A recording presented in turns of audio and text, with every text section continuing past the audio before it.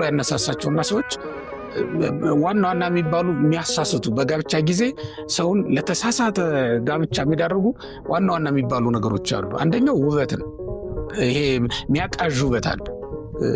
ደም ግባት ምንለው ዘፋኝነቷን ወይም ደግሞ ቅጥነቷን ውበቷን ሌላውን ነገር አስቦ ሊሆን ይችላል። መጀመሪያ ይሄ አሳሳች ውበት የሚባላል። አሳሳች ያልኩት ለምንድን ነው? እግዚአብሔር የፈጠረው ውበት እኮ ነው፣ ሊደነቅ የሚገባውም ነው። ግን አንዳንዱ በደም ፍላት ያንን አይቶ ይወስንና በኋላ ለጋብቻው ጋብቻ የማይሆንበት አጋጣሚ ይፈጠራል። ከሱ መጠንቀቅ ያስፈልጋል። ከሚጎዳ ውበት እሱንም ከሚጎዳ ማለት ነው። እሷንም እኮ የማይሆን ሰው ሊያመጣባት ይችላል። ውበቷን አይቶ የመጣው ሁሉ ውበቷን አይቶ የሰገደላት ሁሉ ባል ላይሆናት ይችላል። ይሄ ሁለቱንም ነው ሊጎዳ የሚችለውና እሱን በደንብ መጠንቀቅ ያስፈልጋል። ሁለተኛው ደግሞ የከበረ ዘመድ አላት ብሎ ማጨት እንደዛው ይሄም ነውር ነው። በክርስትና ሕይወት ውስጥ ስንኖር አንድ ክርስቲያን ሚስት ሲያጭ የከበረ ዘመድ አላት ብሎ ሊያጭ አይገባው። ከእግዚአብሔር የተሰጠችው መሆን አለባት። በመጀመሪያ ከእግዚአብሔር የተሰጠችው መሆኗን አይቶ ነው ማጨት ያለበት። ምክንያቱም ሚስት የእግዚአብሔር ስጦታ ናት። እግዚአብሔር ካልሰጠህ ሚስት ልትሆን ስለማትችልና የከበረ ዘመድ አላት ብሎ ማጨትም ዘመዶቿ ሀብታሞች ናቸው፣ ዘመዶቿ ሹማምንት ናቸው፣ ዘመዶቿ እንዲህ ናቸው ብሎ የሚያጭ ሰው ስላለ ማለት ነው። እሱም በእግዚአብሔር ዘንድ የተነቀፈ ጋብቻ ብለን እንጠራዋለን። ክርስቶስ ወደ ዓለም በመጣ ጊዜ ከድሆች ከሐዋርያት ይልቅ ባለጠጎች ፈሪሳውያን አይሻሉትም ነበር? ሰዱቃውያን አይሻሉትም ነበር? ምሁራኑ እነሱ ይሻሉት ነበር። ግን እነሱን አልመረጠም። የመረጠን ማን ነው? ድሃውም ጴጥሮስን። ለምን? ለተዋህዶ የሚበቁትን እንጂ ለተዋህዶ የማይመቹትን መምረጥ ስለሌለበት ማለት ነው። አይተዋል። ድሃውን አሳስጋሪውን ጴጥሮስንና ዮሐንስን ሲያጭ የአይሁድን ማህበር ግን ናቃት። የአሳስጋሪዎች ማህበር ነው ሄዶ ይጎበኛል። ከዛ ይልቅ እነማን ተመቹት? ኃጥአን መጸባን የሚባሉት ጠራጮችና ኃጢአተኞች የሚባሉት እነሱ ተመቹትና ወደ እነሱ ያዘነብል ነበር።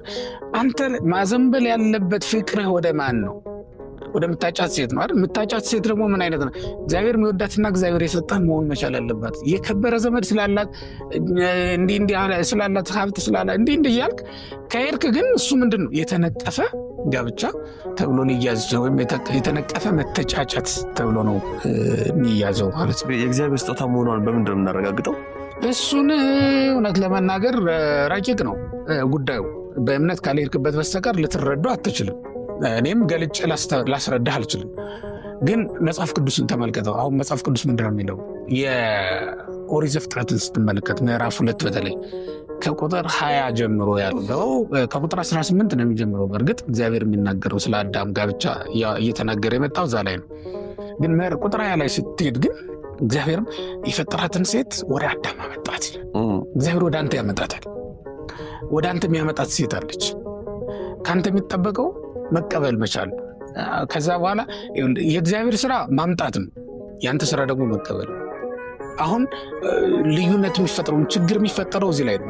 ያመጣልሃል ግን መቀበል ይሰናል። ወይም የመጣችልህን ሳትቀበል ሌላ ፍለጋ ልትሄድ ሁሉ ትችላለህ ማለት ነው። እና እኔ በመጀመሪያው የእግዚአብሔር ራሱ ይሄ መጽሐፍ ቅዱስ ቃል ይገርመኛል። ወደ አዳም አመጣት የምትለው ቃል በጣም ነው የሚገርመኝ። ወደ አዳም አመጣት። ብዙ የሚወጣባቸው ሰዎች አግባት አላለውም። አሁን ይኸውልህ አግባት አይደለም ያለው አመጣት ነው። ከዛስ መረመረና እቲ ያለና ምንድን ነው ያለው? ይችማ አጥንቷ ከአጥንቴ ስጋዋ ከስጋዬ ይች ምን ትሆነኝ? ሚስት ትሆነኝ ማለት የአዳም ድርሻ ነው። ሚስት ትሆን አይልም እግዚአብሔር። አንዳንድ ሰዎች እንደዛ ሁሉም ይፈልጓሉ። ይች ናት ሚስት መባል፣ ይሄ ነው ባልሽ መባል ይፈልጓሉ። ለዚህም ነው የበቃ ሰው ፍለጋ ገዳም ይሄዷል። ወይም ሱባኤ ለመግባት የሚፈልጉ ሰዎች አሉ። በዛ መንገድ ላይሆን ይችላል ያንተ መረዳት። አሁን